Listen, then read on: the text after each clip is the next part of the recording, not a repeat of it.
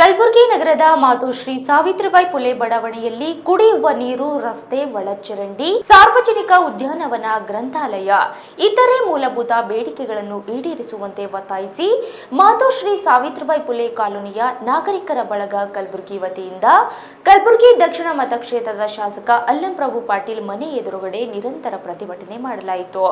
ಈ ಸಂದರ್ಭದಲ್ಲಿ ಶಾಸಕ ಅಲ್ಲಂ ಪ್ರಭು ಪಾಟೀಲ್ ರವರು ನಿಮ್ಮ ಬೇಡಿಕೆಗಳನ್ನು ಈಡೇರಿಸುತ್ತೇನೆಂದು ಭರವಸೆ ನೀಡಿದ್ದಾರೆ. ದುರಸ್ತಿ ಮಾಡಲೇಬೇಕು, ಸಾರ್ವಜನಿಕ ಉದ್ಯಾನವನ ಮಾಡಲೇಬೇಕು.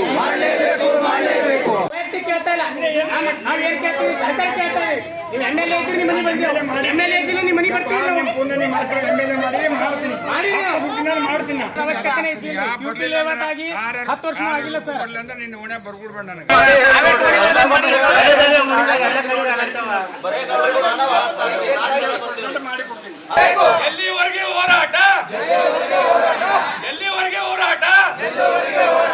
ಒಂದು ಕಣ್ಣಿಗೆ ಸುಣ್ಣ, ಒಂದು ಕಣ್ಣಿಗೆ ಬೆಣ್ಣೆ ಹರಿಸ್ತಾ ಇರ್ತಕ್ಕಂಥ ಮಾನ್ಯ ಶಾಸಕರಿಗೆ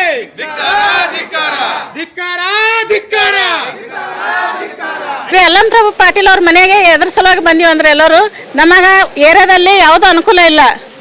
ರೋಡ್ ಇಲ್ಲ, ನಾಲೆ ಇಲ್ಲ, ಡ್ಯಾನೇಜ್ ಇಲ್ಲ, ನೀರಿನ ಅನುಕೂಲ ಇಲ್ಲ. ಆದ ಕಾರಣ ನಾವು ಇಲ್ಲಿ ಅವ್ರ ಮನೆಗೆ ಬಂದಿದ್ದೇವೆ. ಅವರು ದಯಮಾಡಿ ನಮಗೆ ಅನುಕೂಲ ಮಾಡಿಕೊಡ್ಬೇಕಂತೂ ನಾವು ವಿನಂತಿಸಿಕೊಳ್ಳುತ್ತೇವೆ ಅವರಲ್ಲಿ. ನಾವು ಈಗ ಮೂರನೇ ಸಲ ಬರೋದು, ಇವಾಗ ನಾವು ಮೂರನೇ ಸಲ ಬರೋದು.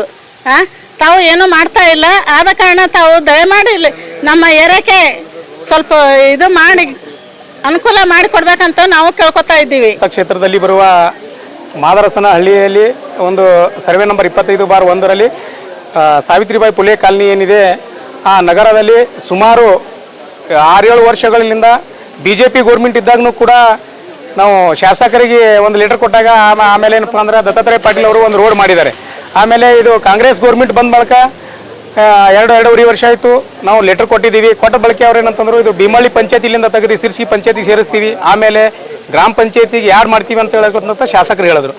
ಆಮೇಲೆ ಸುಮಾರು ಸಾರಿ ಲೆಟರ್ಗಳು ಕೊಟ್ಟದ್ರು ಕೂಡ ರೋಡ್ ಮಾಡ್ತೀವಿ ಅಂತ ಆಶ್ವಾಸನೆ ಕೊಟ್ಕೊತ ಬಂದಿದ್ದಾರೆ ವಿನ ಮಲತಾಯಿ ಧೋರಣೆ ಮಾಡಿದ್ದಾರೆ ಇವರು.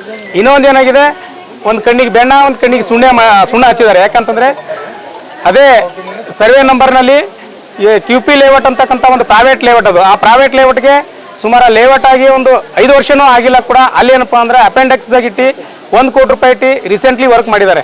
ರೋಡ್ ಚೆನ್ನಾಗಿದ್ರು ಕೂಡ ಇದೇ ಶಾಸಕರು ಬಂದು ಓಪನಿಂಗ್ ಮಾಡಿ ಅದು ಹಳೆ ರೋಡನ್ನು ಕೆತ್ತಾಕಿ ಹೊಸ ರೋಡ್ ಮಾಡಿದ್ದಾರೆ. ಅಲ್ಲಿ ಮಾಡೋ ಅವಶ್ಯಕತೆ ಇರಲಿಲ್ಲ. ಯಾಕಂದ್ರೆ ಓನರ್ಗಳು ಮಾಡಬೇಕು.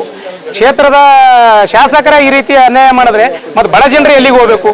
ದೀನ ದಲಿತರ ಓಣಿಗಳಿಗೆ ಇನ್ನಾವರಿತಕ್ಕೂ ದಕ್ಷಿಣ ಮತಕ್ಷೇತ್ರದಲ್ಲಿ ಯಾವುದನ್ನು ಕೂಡ ವರ್ಕ್ ಮಾಡೇ ಇಲ್ಲ ಇವರು.